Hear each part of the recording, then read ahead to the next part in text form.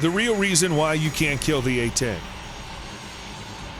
Known for an ability to keep flying after taking multiple rounds of enemy machine gun fire, land and operate in rugged terrain, destroy groups of enemy fighters with a 30mm cannon, and unleash a wide arsenal of attack weapons, the A-10 is described by pilots as a flying tank in the sky, able to hover over ground war and provide life-saving close air support in high-threat combat environments. It's built to withstand more damage than any other frame that I know of. It's known for its ruggedness. A-10 pilot Lieutenant Colonel Ryan Haddon, Strategic Plans Officer, Eastern Flank Branch Chief, United States European Command. The pilot of the A-10 is surrounded by multiple plates of titanium armor, designed to enable the aircraft to withstand a small arms fire and keep flying its attack missions. The A-10 is not agile, nimble, fast, or quick, Haddon said. It's deliberate, measured, hefty, impactful, calculated, and sound. There's nothing flimsy or fragile about the way it's constructed or about the way that it flies. A-10 Thunderbolt II, affectionately known as the Warthog, has been in service since the late 1970s and served as close air support combat aircraft in conflicts such as the Gulf War, Operation Enduring Freedom, Operation Iraqi Freedom, and Operation Allied Force in Kosovo, among others. Having flown combat missions in the A-10, Haddon explained how the aircraft is specifically designed to survive enemy ground attacks. There are things built in for redundancy. If one hydraulic system fails, another one kicks in, he said.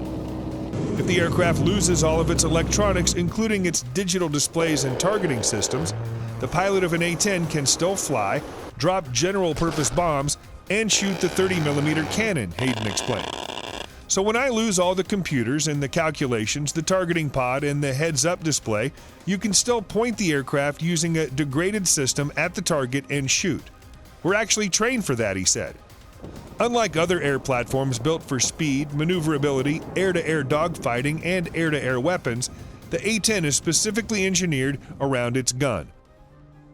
A 30mm cannon aligned directly beneath the fuselage. The gun is also called a GAU-8 Gatling gun. The 30mm cannon has 7 barrels.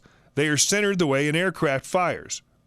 The firing barrel goes right down the center line. You can point the aircraft and shoot at the ground. It's designed for air-to-ground attack, Haddon said.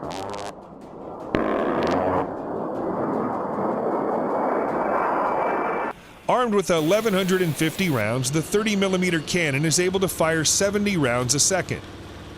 Haddon explained the gun alignment as being straight along the fuselage line without an upward cant like many other aircraft have. Although the windows in the A-10 are also wider to allow pilots a larger field of view with which to see and attack targets. The engines of the A-10 are mounted high so that the aircraft can land in austere environments such as rugged, dirty, or sandy terrain, Haddon said. The engines on the A-10 are General Electric TF34 GE100 turbofans. These aerodynamic configurations and engine technology allow the A-10 to fly slower and lower in closer proximity to ground forces and enemy targets. The wings are straight and broadened, the engines are turbofan. They were selected and designed for their efficiency, not because of enormous thrust. We have a very efficient engine that allows me to loiter with a much more efficient gas burn rate, Haddon said. By virtue of being able to fly at slower speeds of 300, the A-10 can fly beneath the weather at altitudes of 100 feet. This gives pilots an ability to see enemy targets with the naked eye, giving them the ability to drop bombs, fire rockets, and open fire with the 30mm cannon in close proximity to friendly forces.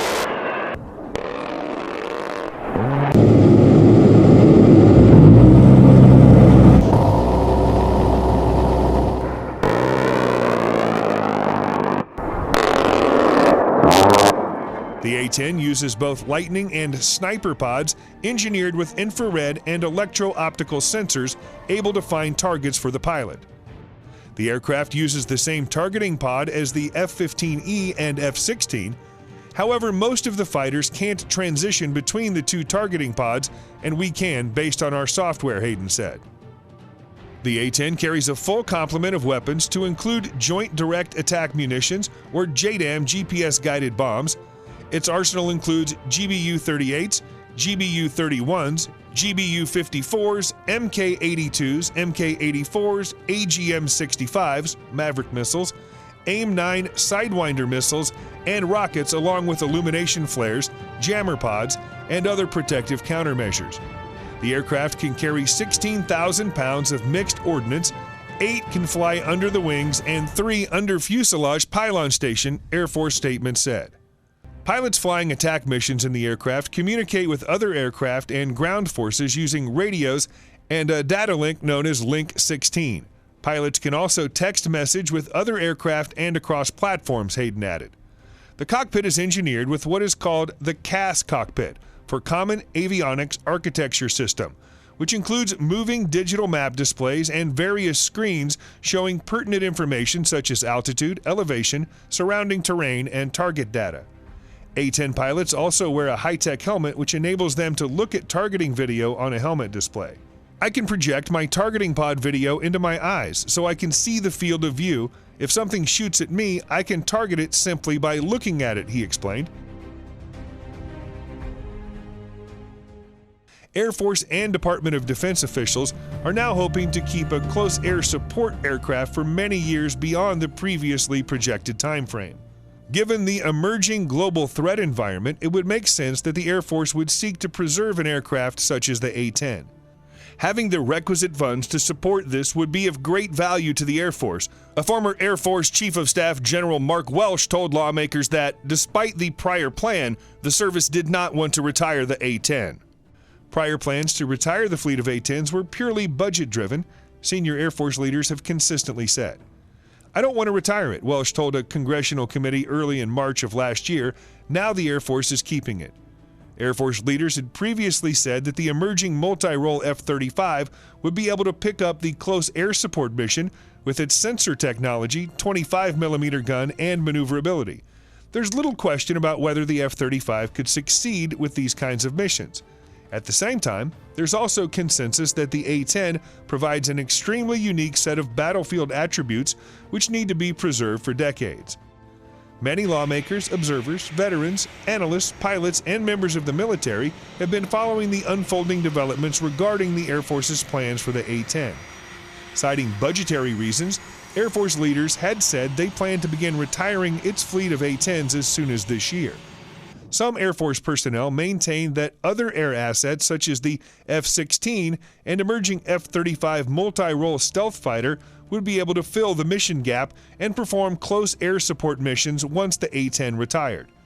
Now the Air Force has begun a three-pronged strategy to replace or sustain the A-10, which involves looking at ways to upgrade and preserve the existing aircraft, assessing what platforms might be available on the market today, or designing a new close air support airplane.